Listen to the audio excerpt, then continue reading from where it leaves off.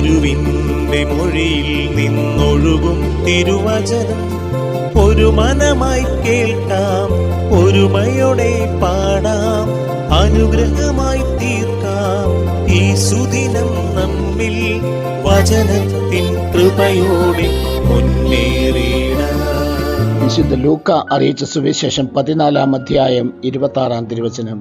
സ്വന്തം പിതാവിനെയും മാതാവിനെയും ഭാര്യയെയും മക്കളെയും സഹോദരന്മാരെയും സഹോദരിയെയും എന്നല്ല സ്വജീവനെ തന്നെയും വെറുക്കാതെ എന്റെ അടുത്ത് വരുന്ന ആർക്കും എന്റെ ശിഷ്യനായിരിക്കുവാൻ സാധിക്കുകയില്ല.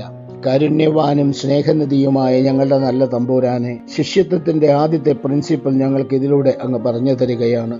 പ്രധാനമായും അങ്ങേ പൂർണ്ണമായും പിഞ്ചെല്ലുന്ന വ്യക്തികളായി തീരുവാൻ ഞങ്ങൾ ആഗ്രഹിക്കുന്നു. പക്ഷെ പലപ്പോഴും പല അവസരങ്ങളിലും ബന്ധങ്ങളുടെ കെട്ടുപാടുകളിൽ നിന്ന് വിമോചിതരാകുവാൻ ഞങ്ങൾക്ക് സാധിക്കുന്നില്ല.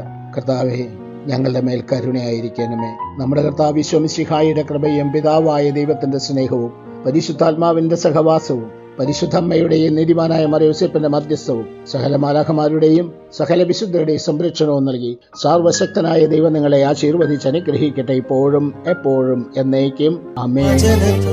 കൃപയോടെ മുന്നേറി